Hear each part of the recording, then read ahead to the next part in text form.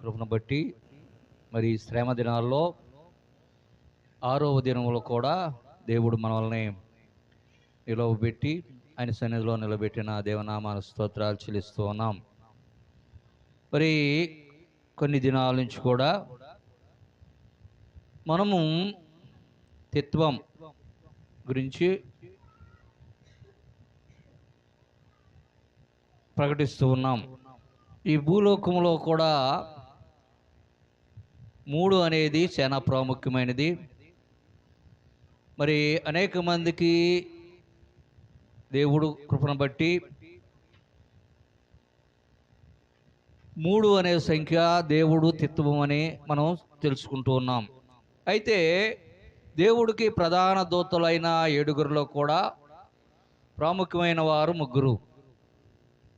వారు ఎవరయ్యా అంటే మొదటిగా మిఖాయేలు, గాబ్రియేలు, లూసిఫర్.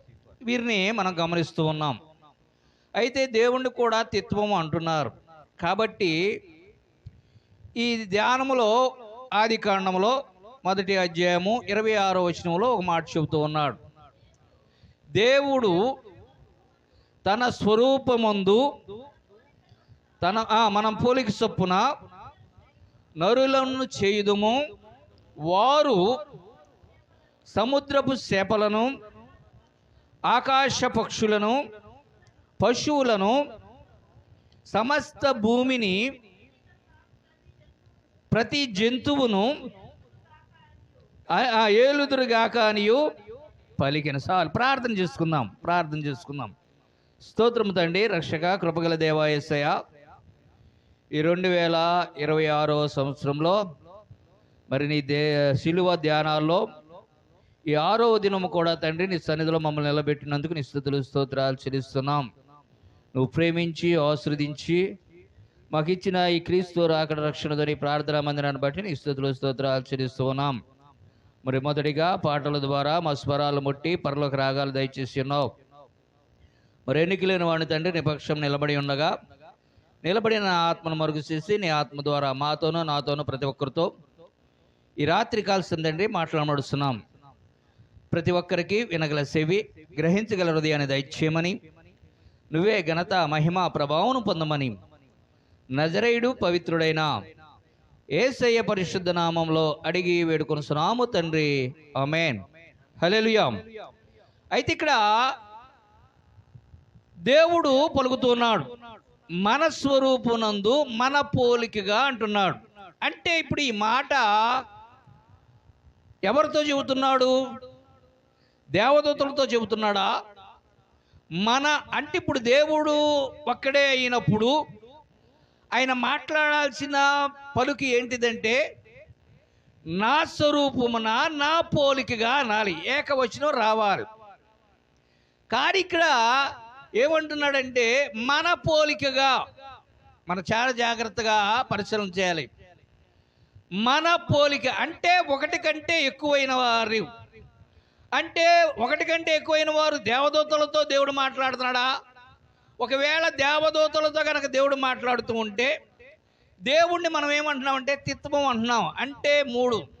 అలాగే ఈ పరిశుద్ధ గ్రంథంలో కూడా మనం బాగా గమనించినట్లయితే ఆదికాండము 18వ అధ్యాయము 1వ వచనములో ఒక మాట చెబుతున్నాడు.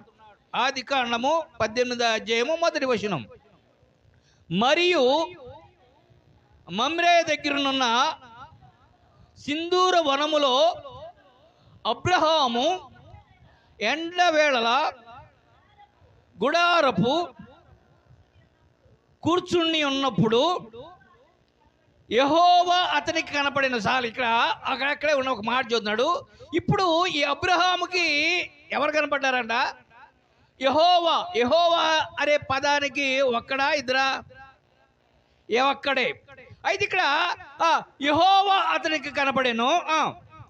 అతడు కళ్ళు ఎత్తి చూసినప్పుడు 3 మనుషులు. హల్లెలూయా. ఇప్పుడు ఈయనేమో యెహోవాను చూశాడు అంటున్నాడు. ఆయన సూచిన వ్యక్తి కళ్ళు ఎత్తి ఇట్లా చూసేటప్పటికి ఎంతమంది ఉన్నారంట? 3 వ్యక్తులు ఉన్నారు. మనం చాలా గమనించాల్సిన విషయం ఈ రోజున ముగ్గురు వ్యక్తులు కనబడుతున్నారు. అంటే దేవుడు ముగ్గురుగా ఉన్నాడా, లేకపోతే ఒక్కడే ముగ్గురుగా అయ్యాడా? దేవుణ్ణి మనం తెలుగులో దేవుడు అంటున్నాము, ఇంగ్లీష్లో ఏమంటారంటే ఆయన్ని గాడ్ అంటారు. హల్లెలూయా. ఏమంటారట? గాడ్. గాడ్ అంటే దేవుడు. GOD God. జి అనగా జనరేటర్. అంటే ఒక విషయాన్ని గమనించినట్లయితే ఈ కరెంటుని కనుక మనం చూసినట్లయితే కరెంటుని ఈ జనరేటర్ సృష్టిస్తుంది. ఆ సృష్టించినప్పుడు 440 వాట్స్ వస్తుంది. ఆ వాట్స్ కనుక అలాగే కనుక వెళ్ళిపోతే మన ఇంట్లో ఉన్న టీవీలు కానీ, ఏసీలు కానీ, ఇంకా అనేకమైన రకాల ఉన్న ఈ వస్తువులు కాలిపోతాయి. అందుకనే కరెంటుని సృష్టిస్తుంది జనరేటర్. జి అనగా ఈ సృష్టించిన దాని కనుక అలాగే పోతే, ఇప్పుడు GO అంటే ఆర్గనేటర్, అంటే ఈ వచ్చేదాన్ని ఆపేది. ఈ ఆపేదాన్ని ఆర్గనేటర్ అంటారు. అంటే దాన్ని మనం ట్రాన్స్ఫార్మర్ అంటాం. ఈ ట్రాన్స్ఫార్మర్ చేయాల్సిన పని ఏంటంటే వచ్చేదాన్ని ఆపుద్ది. జి అనగా డిస్ట్రిబ్యూటర్స్. అంటే కరెంటు సృష్టించడంలోనేమో వోల్టేజ్ అంటే వి కానించి ప్రారంభమవుద్ది. మన ఇళ్ళకి వచ్చేదానికి W వస్తుంది, వాట్స్ అంటారు. ఈ వి కాడ నుంచి ఈ W దాన్ని చేస్తానికి మధ్యలో ఉన్నది ఏంటిదంటే ట్రాన్స్ఫర్. ఏది కూడా అంటే సృష్టించువాడు, దాన్ని రక్షించువాడు, దాన్ని లయపరుచువాడు. హల్లెలూయా. అంటే 3 గుణాలు కలిగిన వ్యక్తి దేవుడు. హల్లెలూయా. గాడ్ అనగా ఏం చేస్తాడంట? సృష్టిస్తాడు, రక్షిస్తాడు, దాన్ని లయపరుస్తాడు. అందుకని తిత్వం అన్నారు దాన్ని. అయితే ఇక్కడ మన కనుక పరిశుద్ధ గ్రంథంలో కనుక చూస్తే ఒకే వ్యక్తి 3 విధాలుగా వెళ్ళారు, ఉన్నాడు అనేది మనం చదువుతాం. అదే గనక వేదాల్లో గనక మనం చూస్తే 3 వ్యక్తుల్ని ఒక్కడిగా చేసినట్టుగా కనపడుద్ది అక్కడ మనకి. ఎందుకంటే ఓం అనే పదాన్ని అక్కడ పెట్టారు. అగ్నిదేవుడు, వరుణి దేవుడు, మిత్రదేవుడు. ఈ 3 వ్యక్తులు, ఒక ఆయనేమో కైలాసంలో ఉంటాడు, ఒక ఆయనేమో వైకుంఠంలో ఉంటాడు, ఒక ఆయనేమో బ్రహ్మలోకంలో ఉంటాడు. ఈ 3 వ్యక్తులు ఒకసారి రావాలంటే ఈ 3 వ్యక్తులు కలిసి ఓం అనే పదం, అంటే ఓం అంటే అకార వకార మకార కలయిక ఓం అన్నాడు. అంటే 3 వ్యక్తులు ఉన్నారు. ఆ 3 వ్యక్తులు తీసుకొచ్చి ఇక్కడ ఒకటిగా చేసామంటారు వీళ్ళు. మన పరిశుద్ధ గ్రంథం ఏమంటుందంటే ఒకే వ్యక్తి 3గా వచ్చాడు అంటుంది. అయితే ఇక్కడ 3 వ్యక్తులు ఉన్నారు. అంటే 3గా దేవుళ్ళు ఉన్నారా, 3 మనుషులుగా ఉన్నారా? ఇప్పుడు అబ్రహాము చరిత్ర మనం చూస్తే ఇక్కడ ఈ మమ్రే దగ్గర మనం చూస్తే యెహోవా అనేవాడు ఒక్కడే కానీ కళ్ళు లేతే 3 మనుషులు కనబడ్డారంట. అంటే 3గా ఉన్నారా? అంటే దేవుడు తిత్వము అంటే ఎలా ఉన్నాడు అంటే 3 మనుషులు ఉన్నారు అక్కడ, 3 ఉన్నారు. అప్పుడు 3 ఉన్నట్టే కదా, అంతే కదా, ఒక్కటి కాదనే కదా అక్కడ మనకి అనుస్తుంది. అయితే దేవుని పరిశుద్ధ గ్రంథంలో దేవుడు ఎలా ఉన్నాడు ఆ దినాల్లో, ఇప్పుడు భూమి సృష్టించకముందు మనం ఈ లెట్ డేస్లో మొత్తం గడుపుది 6వ రోజు. మనం 1వ రోజు కాడి నుంచి కూడా కొంత దేవుని గురించి, తిత్వం గురించి మనం ధ్యానం చేస్తూ ఉన్నాం. అయితే ఇక్కడ ఏమంటున్నాడంటే ఆ తిత్వం అనేవాడు 3గా కనపడుతున్నాడు. అంటే 3 ఉన్నారా అనేది మనం పరిశీలన చేస్తే ఇక్కడ యోహాను భక్తుడు ఒక మాట చెబుతున్నాడు. యోహాను రాసిన మొదటి పత్రికలో ఈ తిత్వము దేవుడు ఎలా ఉన్నాడయ్య అంటే, ఈ యోహాను భక్తుడు మొదటి యోహాను పత్రిక 5వ అధ్యాయము 6వ వచనంలో ఒక మాట క్లియర్గా ఆయన చెబుతూ ఉన్నాడు. నీళ్ల ద్వారాను రక్తము ద్వారాను వచ్చిన వాడు ఈయనే, అనగా యేసు క్రీస్తే. ఈయన నీళ్లలోనే మాత్రమే కాక నీళ్లతోనూ రక్తముతోనూ వచ్చెను. ఆత్మ సత్యము గనక సాక్ష్యమిచ్చువాడు ఆత్మయే. సాక్ష్యమిచ్చువారు ముగ్గురు, అనగా ఆత్మయు నీళ్లయు రక్తమును ఈ ముగ్గురు ఏకీభవించున్నారు. హల్లెలూయా. ఇక్కడ చాలా చక్కగా ఈయన వివరిస్తూ ఉన్నాడు. హల్లెలూయా. ఇక్కడ చాలా చక్కగా వివరిస్తూ ఉన్నాడు.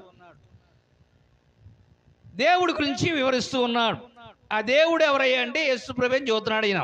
ఈ యేసు ప్రభు ఎలా ఉన్నాడంటే 3 విధాలుగా కనపడుతున్నాడు ఇక్కడ.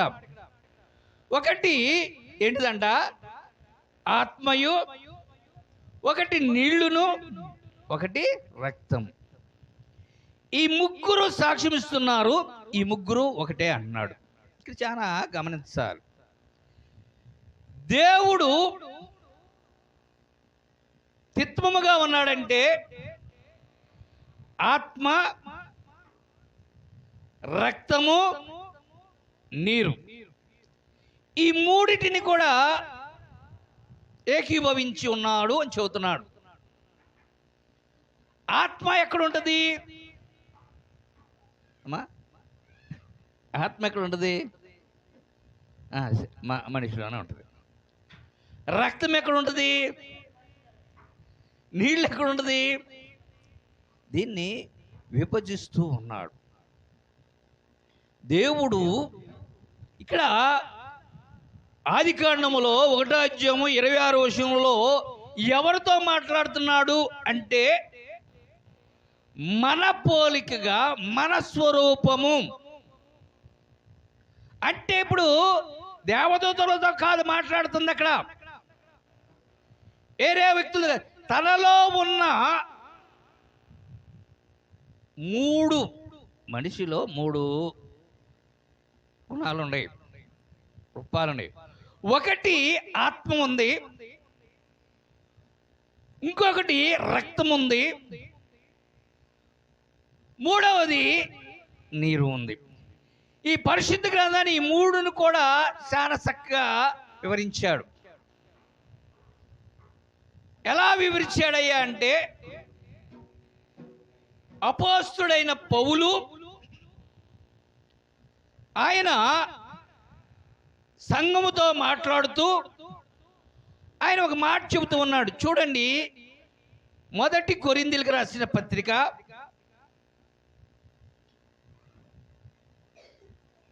11వ అధ్యాయము 1వ వచనాన్ని ధ్యానం చేద్దాం.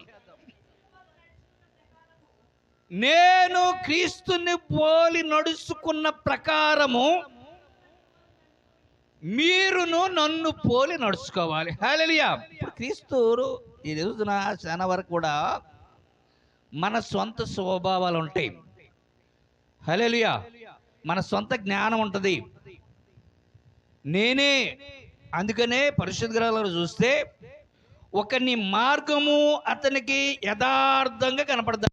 హల్లెలూయా. ఒకని మార్గము అతనికి యథార్థంగా కనపడద్ది. తుదకి అది ఏం చేస్తుందంట? మరణాన్ని దారితీస్తున్నాడు. అంటే మరణానికి దారితీస్తుందంట. మనకు అర్థమవుతుందా?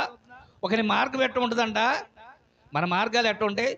మన దృష్టికి మనం ఏది పని చేసినా కూడా అది మనకు బాగానే ఉంటుందంట, యథార్థంగానే కనపడుతుందంట.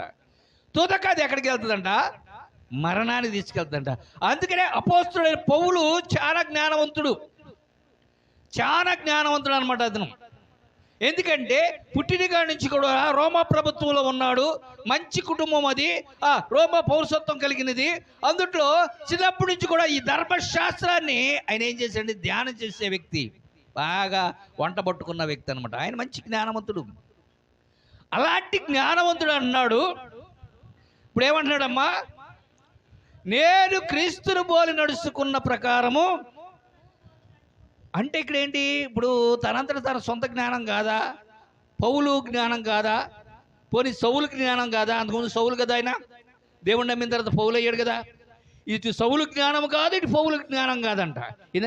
ఇది నాకు క్రీస్తు జ్ఞానము, ఆయనని బట్టి నేను నడుస్తున్నాను కానీ నా సొంతగా నేనేమి నడవట్లేదు అంటున్నాడు. అలాగే మీరు కూడా నన్ను పోలి నడుచుకోండి.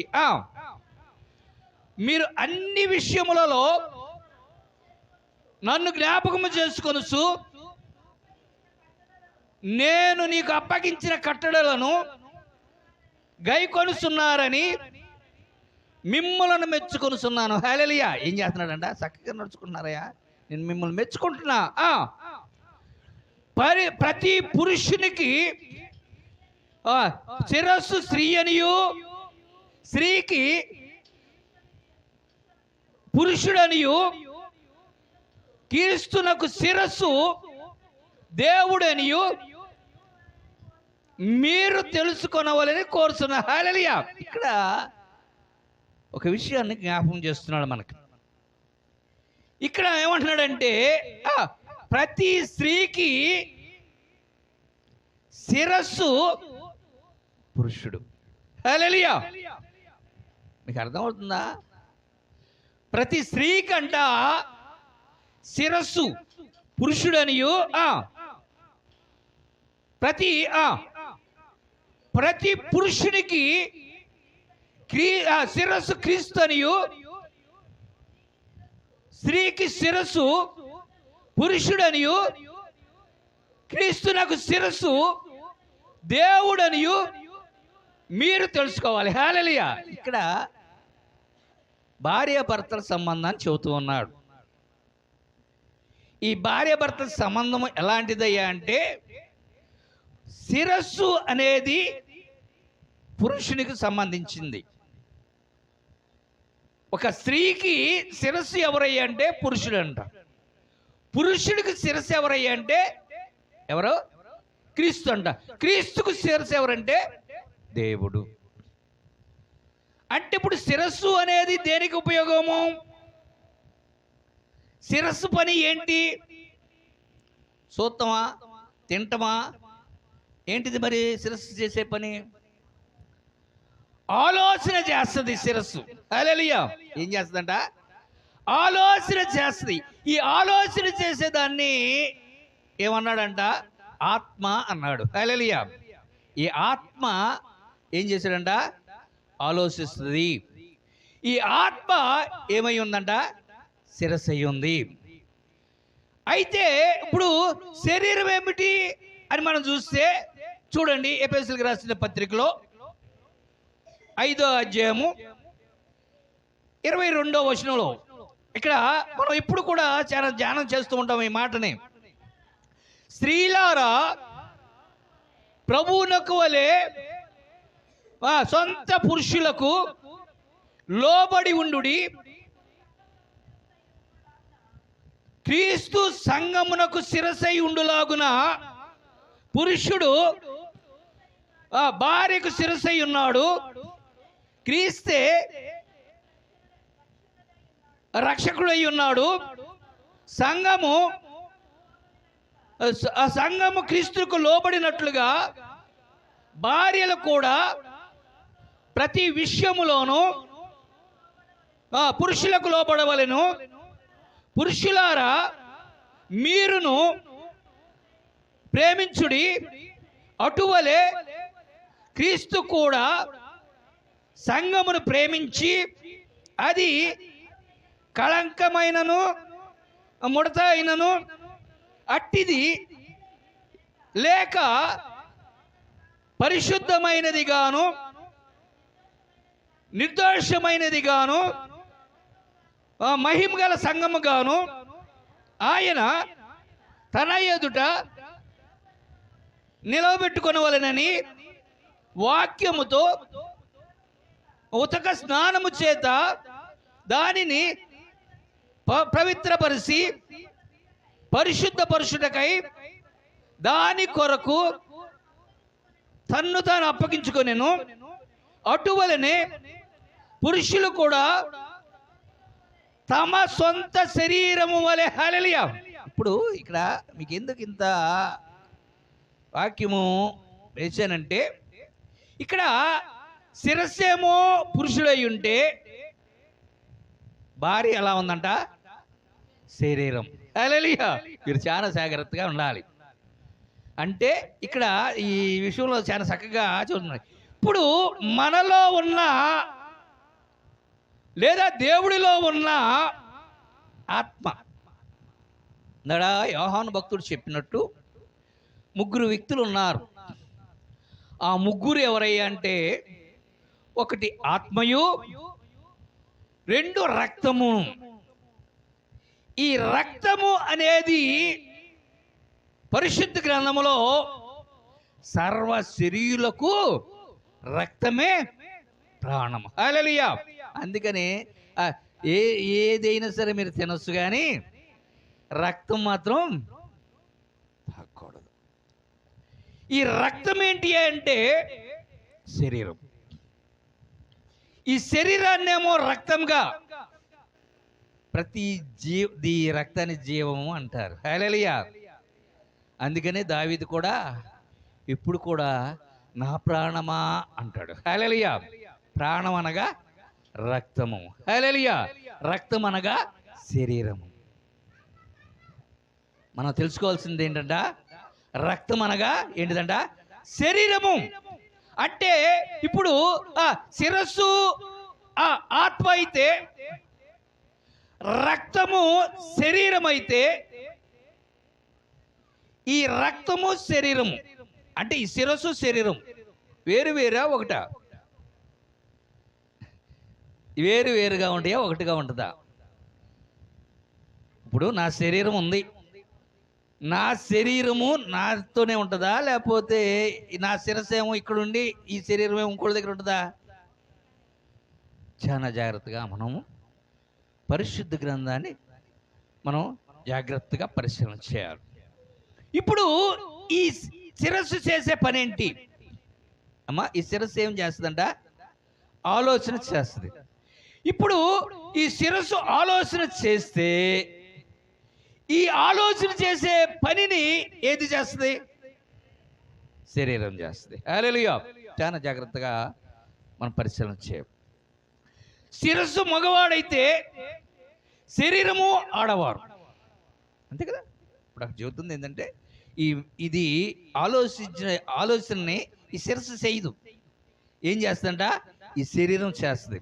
ఇప్పుడు ఈ శిరస్సు ఆలోచించిన ఆలోచనని ఈ శరీరం చేయాలంటే ఇప్పుడు ఏం చేయాలి? ఎలా చేస్తుంది? ఇప్పుడు ఈ శిరస్సు ఆలోచిస్తుందండి, ఈ శరీరం ఏమో దాన్ని చేస్తుంది. ఇప్పుడు ఆ శిరస్సు ఆలోచించిన దాన్ని శరీరం చేయాలంటే ఏం చేయాలి? ఇప్పుడు మధ్యలో ఏముండాలి? కాళ్ళు చేతులు ఉండాలా? హల్లెలూయా. రక్తం ఉండాలా? రక్తం అంటేనే శరీరం. చాలా జాగ్రత్తగా ఉండాలి. ఈ ఆలోచన చేసేదాన్ని శరీరానికి చెప్పాలంటే వాక్ ఉండాలి. హల్లెలూయా. ఈ ఆలోచన ఈ శరీరానికి అందించేది దాన్ని ఏమన్నారంట? వాక్.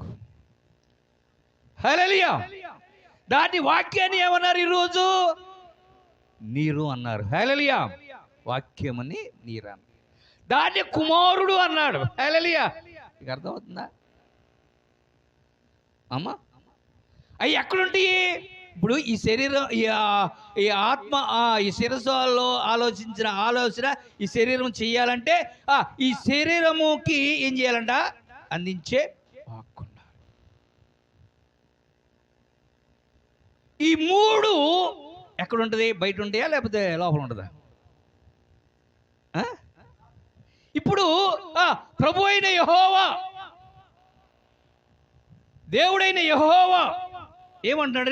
మన పోలికగా మన స్వరూపమును అన్నాడు. అంటే ఇప్పుడు ఎవరితో చెబుతున్నాడు? బయటోడితో చెబుతున్నాడా? తనలో ఉన్న వారితో. తనలో ఉన్న మనిషిలో ఉన్న గుణాలు మూడు ఉన్నాయి. హల్లెలూయా. ఒకటి ఆత్మ, ఒకటి శరీరము రక్తము, ఒకటి నీరు అనగా వాక్యం. వాక్. అందుకనే వాక్యమే ఆది యందు వాక్యం ఉండెను, వాక్యము శరీర ఉండెను, ఆ వాక్యమే దేవుడై ఉండెను, ఆ వాక్యమే ఆ వాక్యముని కుమారుడుగా. హల్లెలూయా. మీకు అర్థమవుతుందా? అందుకని అపోస్తలుడైన పౌలే చూడండి, కొరింథీయులకు రాసిన 2వ పత్రికలో 11వ అధ్యాయము ఒక మాట చూస్తున్నాడు. చూడండి, 11వ అధ్యాయము 1వ వచనం.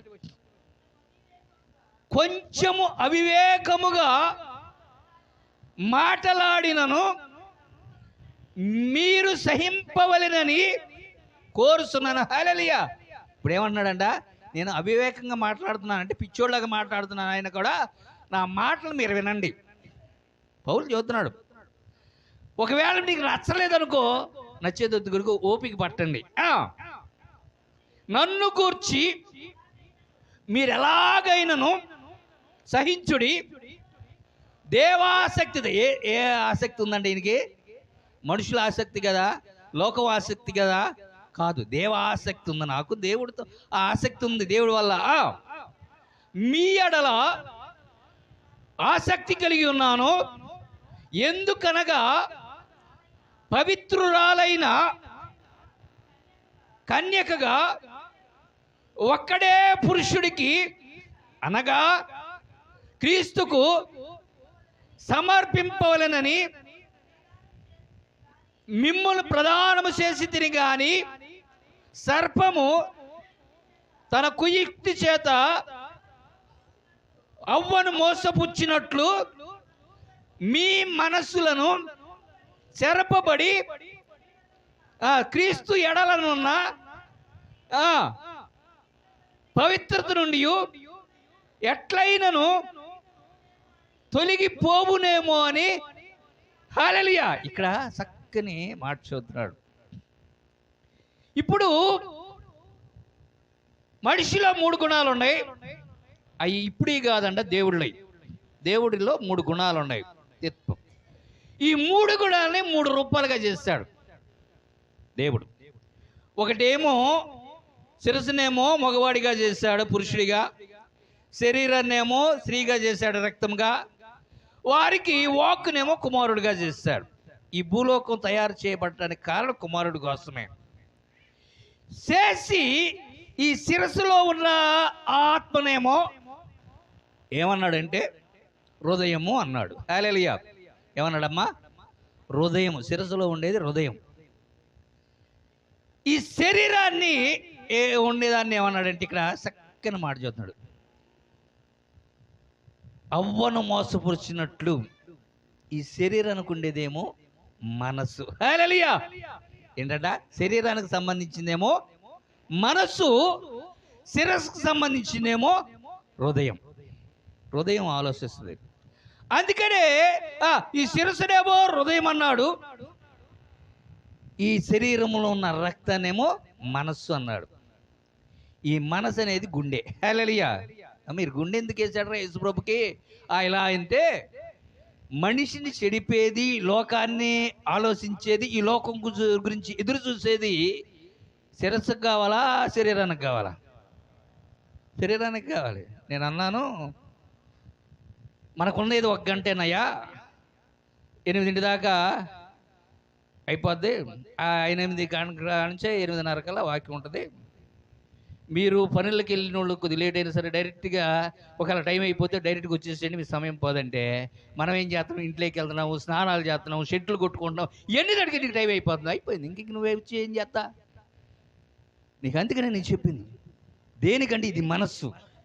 మనస్సుకి కావాల్సిందంటే శరీరం. అది శరీరానికి అందమైన శుద్ధే కానీ ఇంకేలేదు. అందుకే ఈ ఆత్మకి శరీరానికి పడదు. ఎప్పుడు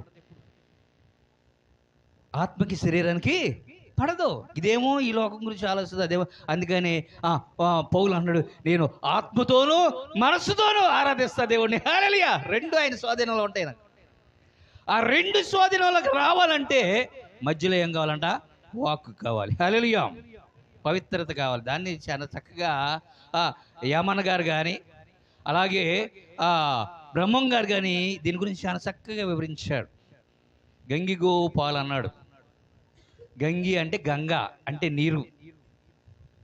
ఇలా చెప్పుకున్న టైం అయిపోద్ది కాబట్టి చూద్దాం. అంటే వాక్ అనేది, ఎందుకంటే నెక్స్ట్ ఉంది కాబట్టి మనం చెబుతున్నా. ఎందుకంటే తిత్వము. దేవుడు 3 రూపాయల కంటే ముగ్గురు కాదు, ఆ 3 గుణాలు కూడా దేవుళ్ళు ఉన్నాయి అందుట్లోనే. ఒకటి ఆలోచించేది, ఒకటి చేసేది, ఆ ఆలోచించింది చేసే చెప్పేది వాక్. ఈ మూడు కూడా మనిషిలోనే ఉంటాయి. హల్లెలూయా. అందుకని మన స్వరూపున మన పోలిక, ఎదుటోడు గురించి కాదు చెప్పు. ఏకత్వంలో తిత్వం. హల్లెలూయా. ఏంటంట? ఏకత్వంలో తిత్వం. ఈరోజు నాకు భర్త అవసరం లేదురా అని తోచేసినా నువ్వే పోయేది. భార్య నాకు అవసరం లేదురా అని తోచేసినా పోయి.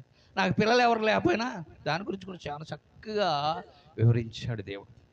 ఈ రోజున భార్యాభర్తలు సంబంధం, ఎందుకంటే ఆయన అన్నాడు మన పోలిక మన స్వరూపం ఇస్తేనంట ఈ భూమిలో ప్రతిదీ కూడా నించాలి, ప్రతిదిని ఏలాలి, ఆయన రాజ్యం ఇలా ఉండాలని ఆలోచన. హల్లెలూయా.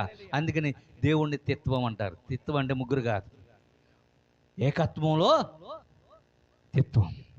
ఆ తిత్వమే ఏకం. అందుకనే ఏమంటున్నాడు మలిసిదమ్మ యోహాను రాసిన మొదటి పత్రికలో 5:6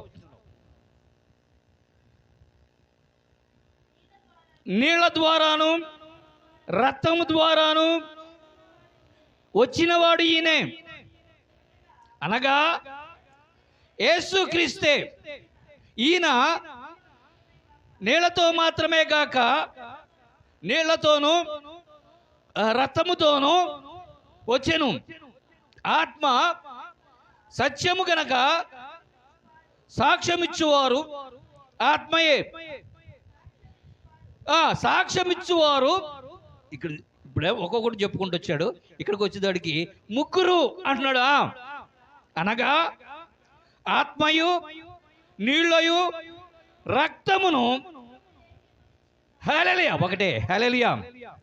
మూడు కూడా ఒక్కడే, ముగ్గురు కాదు. అయితే ఒక్కొక్క విధముగా ఆయన రూపాన్ని పొందాడు.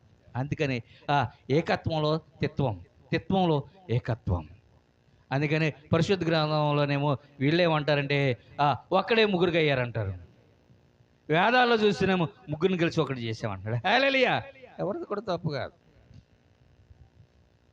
ఎవరిది కూడా లేదు. మనం ఆలోచన ఆ ముగ్గురు ఎక్కడున్నారంటే మనలోనే ఉన్నారు. హల్లెలూయా. మూడు గుణాలు ఎక్కడున్నాయంటే అది దేవుని స్వరూపం. మనం ఎవరి స్వరూపం అంట? దేవుని స్వరూపం. అందుకని ప్రతి దాంట్లో కూడా మూడు అనేది చాలా ప్రాముఖ్యంగా చేశాడు. హల్లెలూయా. ఈ మూడిటిలో మూడో వాడు ఎవడయ్యంటే లూసిఫర్. హల్లెలూయా. ప్రధాన దూతవాడు, చాలా అభిషేకం పొందినవాడు. మరి అది ఆ వ్యక్తిని గురించి మనం తెలుసుకుందాం. ఈ మాటలు దేవుడు దీవించి ఆశీర్వదించునుగాక. హల్లెలూయా.